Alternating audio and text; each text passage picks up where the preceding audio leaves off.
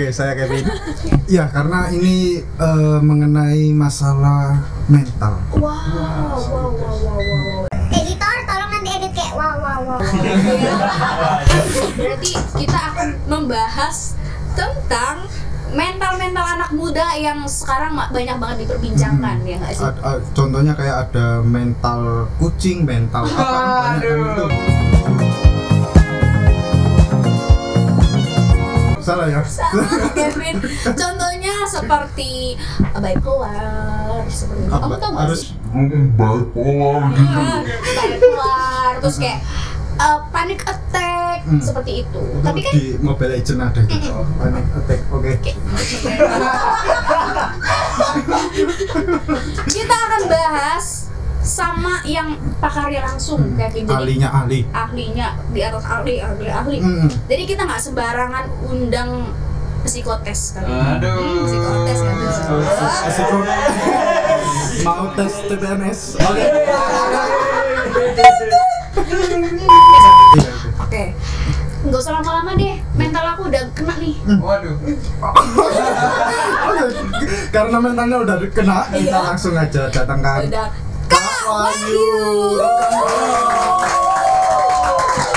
Wow, keren banget. Di sini bisa kenalin nggak sih Kak Wahyu? Perkenalan diri biar anak-anak udah tahu. Wah, siapa nih gitu. Oke, selamat malam. Perkenalkan, saya Wahyu. Saya sehari-hari sebagai seorang konselor sekolah. Wow. Ya. Dan di sini kita anak-anak muda bakalan ngasih pertanyaan-pertanyaan untuk Kak Wahyu, yang mana pertanyaan ini banyak banget digandrungi anak-anak muda sekarang ya, Kevin. Iya, ya. benar. Salah satunya pertanyaan berarti sering nggak disukain anak-anak sekolah ya? Iya. Musuhnya anak-anak di sekolah ya, Kak Wahyu. Enggak juga. Oh, enggak juga. Tapi dari cara ngomongnya halus banget sih. Iya sih, benar sih. Sabar ya. Oke, langsung pertanyaan pertama. Nah, Kak Wahyu, Yes. apa tanggapannya Kak Wahyu tentang mental health? Jadi mental health itu apa sih menurut Kak Wahyu? Oke. Ini menarik nih kalau kita ngomong mental health ya. Yes. Karena kesadaran ya masyarakat zaman sekarang ya ini sudah mulai aware tuh dengan yang isu-isu berkaitan dengan kesehatan mental ya. Selain isu yang berkaitan dengan fisik ya, kesehatan fisik, kesehatan mental juga mesti menjadi perhatian ya. Nah, kalau kita ngomong tentang mental health, tentunya ini adalah satu kondisi di mana kondisi secara psikologis bagaimana individu itu mampu merespon situasi atau tekanan yang ada yang memunculkan stres itu. Lalu dari situ bagaimana dia mampu beradaptasi, terus bersosialisasi dan survive dengan kondisi-kondisi yang ada. Seperti itu, Kak. Seperti itu. Ya. Gini Kak Wahyu, kan Oke. apa tanggapannya Kak Wahyu tentang anak-anak muda kayak putus cinta, anak-anak muda Gen Z ya, Kevin ya kayak. Oke. Saya milenium. Milenium. Ya. Oke, sorry salah. Jadi apa tanggapannya Kak Wahyu kayak kenapa sih anak-anak muda sekarang lebih sering kena mental, ibaratnya sekarang itu sebutannya. Kenapa kok anak-anak muda tuh sekarang sering kena mental, itu kenapa? Oke ya, tentunya ada beberapa kondisi-kondisi yang kerap kali itu melatar belakangi ya. Situasi-situasi yang dialami anak muda ini kan macam-macam ya. Mungkin dia pernah merasa gagal ya. Gagal banyak nih kalau anak muda di usia-usia remaja sampai dewasa. Bisa jadi gagal karena gagal dalam hal studinya, nggak sampai selesai, atau gagal mencapai pencapaian nilai yang diharapkan di studinya. Gagal mungkin dalam urusan apa? Kalau masalah cinta ya berarti putus ya, gitu. Terus kegagalan lain banyak, misalkan juga dia nggak sesuai dengan harapan ketika dia ingin ekspektasinya aku itu pengen punya value seperti ini di antara teman-temanku, tetapi dia nggak gitu. Jadi hal banyak. Selain itu ada juga perasaan insecure gitu, terus ketidakmampuan seseorang dalam mengelola dan menempatkan dirinya di masyarakat. Nah, gitu. Banyak gagal. Kalau gagal ginjal. Oke, kalau dari jawabannya Kak Wahyu itu kan terkait apa ya, sebuah ekspektasi yang nggak bisa kesampaian, gitu kan. Nah, cuman gimana nih supaya kita ini bisa mengatasi kalau sebuah ekspektasi itu nggak harus tinggi banget gitu loh. Maksudnya kita bisa mempunyai ukuran gitu loh. Gimana caranya? Oke, ya tentunya pertama orang boleh kok berekspektasi itu, orang boleh. Nah, tapi mesti punya proses diri yang baik. Dalam arti bagaimana cara dia itu melihat situasi, ya.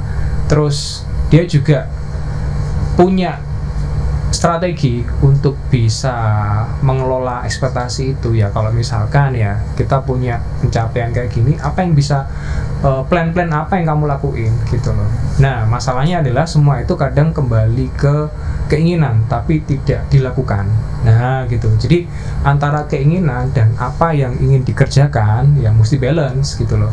Kadang masalahnya adalah ketidakkonsistenan antara pikiran dan tindakan gitu. Ya.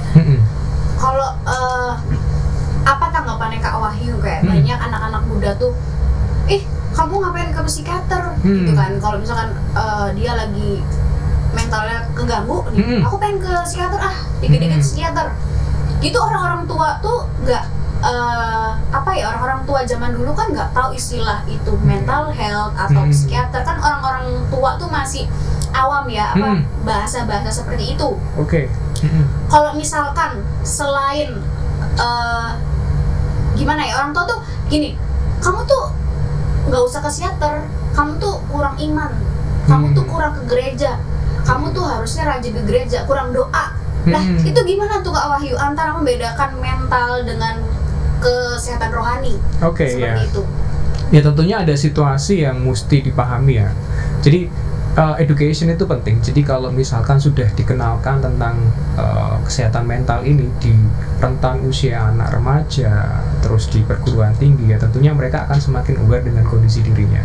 Ya, memang anak muda zaman sekarang ya memang cukup banyak mereka yang sudah mulai sadar tentang kesehatan mental. Nah, perlu dipahami juga, jadi masalah isu mental ini berkaitan dengan stres ya. Stres itu kan tentunya ada tingkatan dan levelnya. Benar.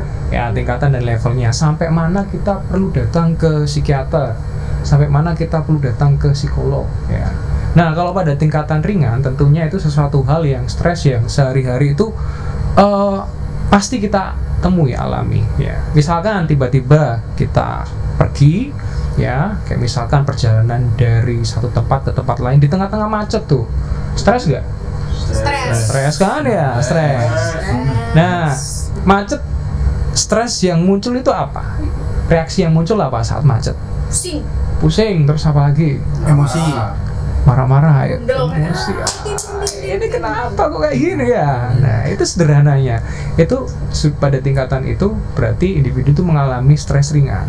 Oh, itu termasuk stres ya? Berarti ya. Oh. Itu short duration yang sifatnya ringan tapi kita bisa kelolanya, Kak.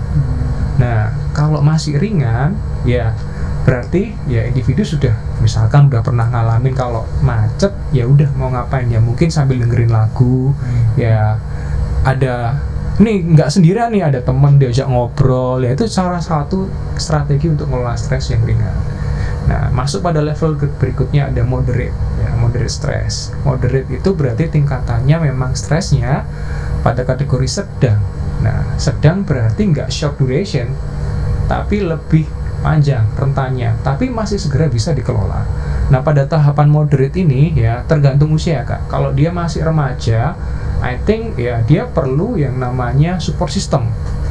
Support itu dari mana? Ya bisa dari lingkungan, orang tua, cerita ke orang tua atau ke temannya, atau cerita ke guru di sekolah mungkin. Itu ya. maksudnya contohnya moderate stress itu gimana maksudnya? Nah, contoh misalkan gini. Nah, ini kalau kita ngomong anak muda ya, pernah patah hati?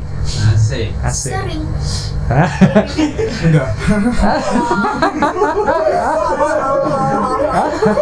Gimik guys, baru Ya. gimik gimana? Patah hati berkali-kali, Iya, sampai terjadinya terbiasa lah gitu. akhirnya terbiasa ya. tapi bisa dikelola kan ya. Itu termasuk ringan saya berarti ya. Kalau masih stres tapi durasinya butuh waktu, misalkan pemulihannya 1 minggu gitu.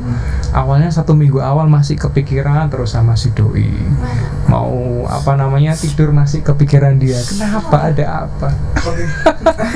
Namanya moderate stress tadi. Ya, tapi masih segera bisa dikelola, diatasi. Karena apa? Ya kalau sering kali putus, nyambung, putus ganti lagi, berarti ada pengalaman kan di situ. Oh, kayaknya aku dengan cara seperti ini nanti tengah-tengah aku ngelolanya aku bisa kok, gitu loh. Gitu. Nah, ya itu ini bahasa ya simpelnya ya moderate. Nah, banyak hal-hal lain juga yang moderate. Artinya itu nggak panjang ya, nggak panjang dan cukup individu itu mampu mengelolanya dengan baik. Nah, kalau tahap berikutnya severe itu berat berarti ya, berat. Nah, berat ini I think ya individu itu butuh dia udah cerita nih, dia punya temen deket ya, ngobrol, sharing, udah lega, tapi kok kayaknya masih nggak selesai ya, nggak selesai, aku masih kepikiran terus, nggak hanya seminggu, 2-3 minggu ya, itu sampai ke bawah dalam pikirannya, terus emosinya. Pikiran berarti itu masih apa ya, merasa dirinya bersalah, terus merasa ada apa ya, situasi apa yang membuatku ini kepikiran terus, berat banget. Nah, terus habis itu secara emosi dia merasa kecewa, sedih, marah, itu setiap hari itu terus yang diliputi ya. Terus ya sampai masuk pada gejala-gejala yang sifatnya fisiologis ya, misalkan terus masalah pencernaan ya, terus susah tidur ya, insomnia gitu. Berat. Kalau severe itu berarti sudah perlu yang namanya penanganan lebih lanjut ya, gitu. Banyak tipe-tipenya nanti kalau severe, termasuk salah satunya ya depresi, bipolar, macam-macam gitu. Cuman ini sebagai aku juga juga dapat pengalaman gitu kan. Apa ya, kayak ikut-ikut tes gitu. Itu apakah bisa jadi acuan gitu loh, karena waktu aku ikut tes itu nangis gitu, ternyata tes militer.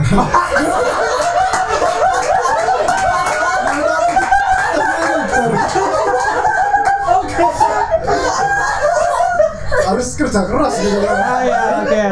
Oke. Tes militer. Ini mentalnya udah agak sedikit depresi gitu. Agak jalannya. Jadi waktu itu ikut ujian militer gagal gitu. Terus nangis akhirnya, oh ya aku kena stres gitu. Kayak tes di Google, kayak tes mental di Google itu ngefek nggak sih sebenarnya Kak Wahyu? Oke. Nah, kondisinya apa dulu nih kalau memang ya ini situasi di mana kita perlu misalkan tadi kondisi stresnya memang kita perlu treatment ya. Yang di Google ini apa dulu nih? Kita sekedar mencari informasi, ngisi kayak form gitu. Biasanya kan kayak ada link atau aplikasi apa yang gitu ya? sesuai dengan Anda kayak gitu. Pertanyaannya. Isi. Kayak ada pilihan-pilihan, biasanya kayak apa? Iya, kayak Google Doc itu terus ngisi-ngisi gitu loh. Tahu nggak sih yang kayak Anda itu misal kamu bisa tidur apa enggak, centang apa enggak gitu loh. Terus nanti ada hasilnya. Oh, berarti Anda ini stres berat atau depresi atau stres ringan. Nah, itu tuh kayak ngaruh nggak sih? Ya, tentunya kalau misalkan ya sekarang kita bisa mengakses banyak hal di Google.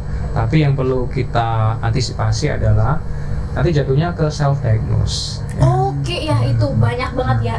Udah, aku bipolar, aku stres, aku depresi. Oh gitu ya. Gitu. Nah, kalau seperti itu terjadi, apa dampaknya? Ya tentunya ya individu akan, waduh, depresi. Ya, dia akan mencari tahu tuh tentang depresi itu apa, gejalanya, dampaknya apa, resikonya apa. Terus ya akhirnya fokus pada dirinya sendiri. Sebenarnya yang dalam situasi seperti itu ya hal yang perlu diperhatikan adalah mencari pertolongan. Pertolongan ke siapa? Ya tentunya pertolongan ini ke misalkan ya ke profesional lain ya seperti itu, ke psikolog, psikiater untuk memastikan kondisinya. Nah dalam arti ya memang kita mesti paham dulu ya, makanya edukasi terkait dengan kesehatan mental ini baik untuk remaja, untuk orang dewasa itu tahu, supaya mereka tahu tingkatan kondisi stresnya itu pada level apa gitu. Ya kalau misalkan level-level yang saya sebutkan tadi itu terpenuhnya di mana, ya di cross check lagi gitu. Biar nggak self itu tadi Diagnose, betul. Oke, kalau apa ya, kalau misalkan ada anak muda nih yang memang kena gitu, itu seharusnya peran orang tua itu gimana sih? Kayak apakah dia memang harus ya udah kamu datang gitu, atau kayak kalau orang tua saya walah lebay gitu kayak gitu. banyak yang begitu ya. Iya. Peran orang tua itu harus seperti apa? Harus gitu? gimana orang tua menghadapi anak-anak yang kena mental health gitu Kak? Oke, ya tentunya di sini kan apa ya, sedini mungkin memang orang tua juga punya kedekatan dengan anak ya, sehingga ketika ada isu-isu yang berkaitan dengan masalah stres ya, yang mempengaruhi adaptasinya dalam bersosialisasi dan berkegiatan ya. Nah tentunya ketika orang tua menangkap, orang tua akan segera memberikan pertolongan ya. Nah pada taraf tertentu memang orang tua nggak sepenuhnya itu paham dan yakin bahwa kondisi anaknya ini dalam tanda kutip mungkin ada masalah dengan kesehatan mentalnya ya. Memang orang tua juga mesti ya, kalau misalkan sudah menangkap ada gejala yang mempengaruhi ya fungsi sosialnya, terus fungsi belajarnya, terus fungsi kreativitas, relasinya ya, segeralah ya orang tua juga membantu anak gitu. Nah di situ kan. Oke. Cuman ini ada pertanyaan lagi. Iya, oke. Karena ada orang itu kamu ke psikolog aja, oh jangan kamu ke psikiater gitu. Nah, aku juga agak bingung itu perbedaannya itu gimana sih? Oke, ya. Psikolog sama psikiater. Iya.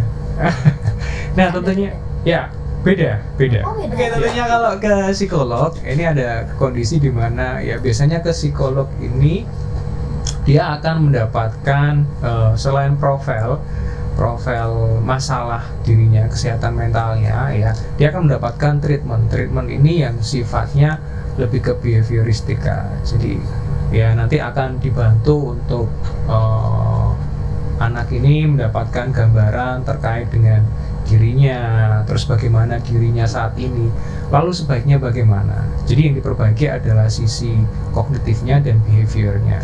Nah kalau memang itu perlu penanganan yang sifatnya sampai mempengaruhi fungsi neurologis ya Kak ya, fungsi kesehatannya, kesehatan fisik, nah tentunya ini butuh treatment yang berkaitan dengan obat gitu.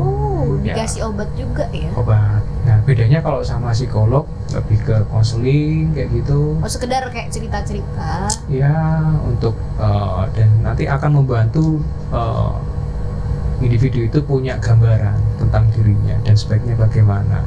Karena kalau orang dalam kondisi yang cukup berat stresnya ya, dia nggak sadar tentang potensi dirinya itu apa, jadi terfokus pada masalah yang ada dalam dirinya terus. Nah ini dibantu dipecahkan, dikenalkan oleh psikolog.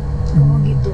Terus gimana sih Kak kalau kita tuh tahu kalau kita tuh kena mental, kena kesalahan mental kita tuh kena, itu kelihatan dari mana? Atau kayak kita bisa lihat gini atau gimana? Ada ciri-ciri khusus nggak sih?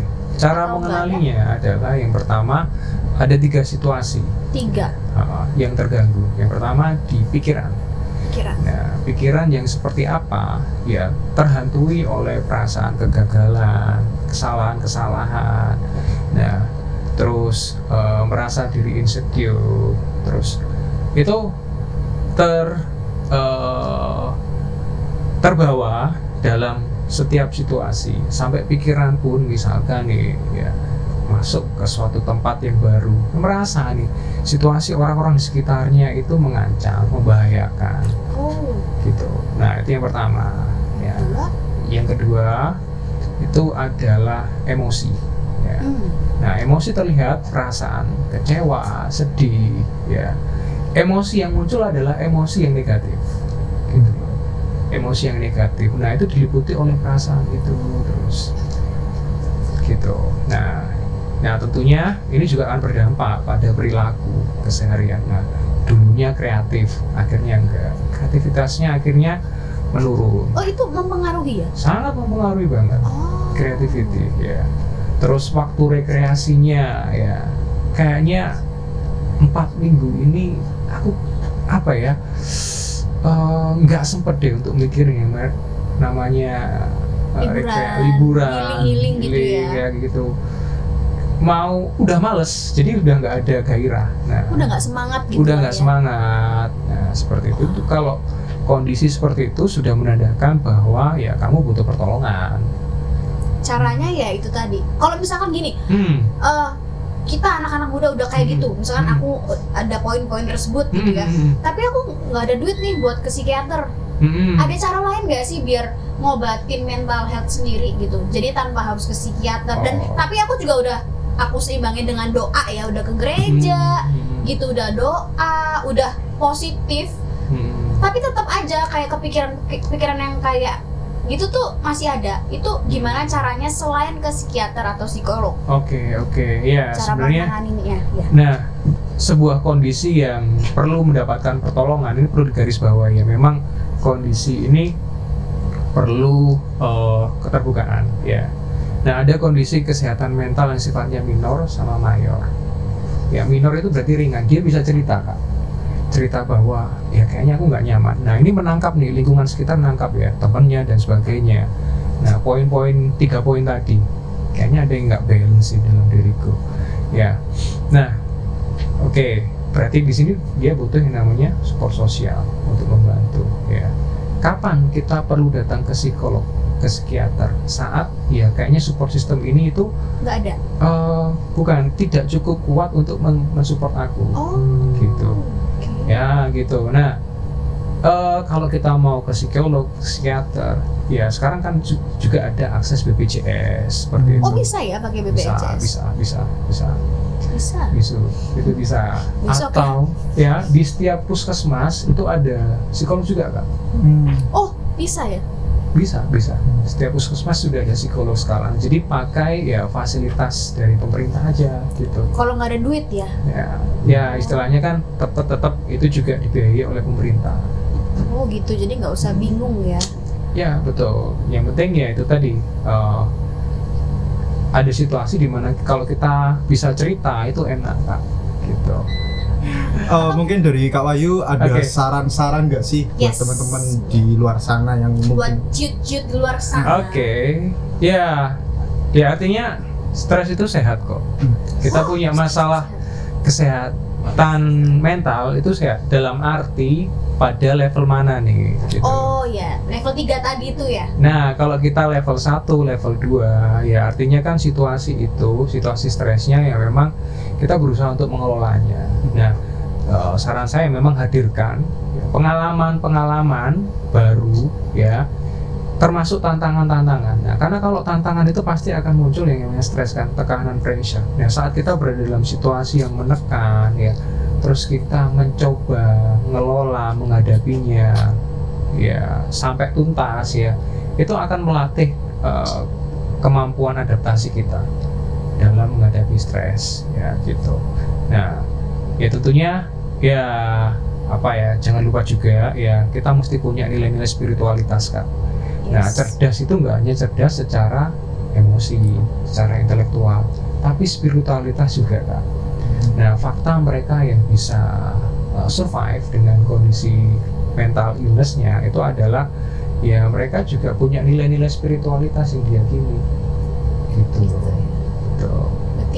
Dan jangan menutup diri, Kak, untuk kalau udah stres kadang kan individu itu ya aku pengen menyendiri, jauh dari keramaian. Enggak. Jadi ada kondisi di mana kamu perlu waktu menyendiri, ada waktu juga kamu itu perlu bersosialisasi, ada waktu juga kamu bergerak, ya. Jadi perlu tuh olahraga, karena olahraga itu akan mengaktifkan otot-otot ya, membuat peredaran darah lancar gitu. terus ya tetap bersosialisasi, berkegiatan, ya itu juga akan mengurangi tingkat stres Seperti itu. ya. Gitu Kevin. Jadi kamu paham nggak nih apa yang barusan Kak Wahyu omongin tentang mental illness itu? Paham dong. Paham ya? Ada 3 level kan tadi. Apa itu levelnya? Oke. Jadi buat teman-teman juga jangan lupa temukan support system yang terbaik. Penting. Itu Olahraga penting. juga penting tadi ya poinnya ya. Buka diri kalian. Tetap nilai-nilai spiritualnya.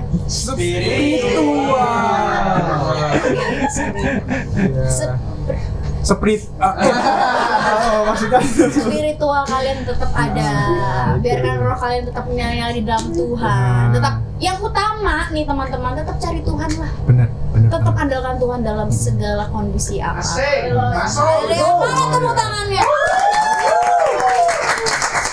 Jangan lupa juga setiap hari Sabtu datang ibadah GSJS. Ya, itu banyak support system di situ. Jam 5. Cari support Nggak system di usah situ. takut gak dapat teman. Kalian pasti dapat teman. Salah satunya.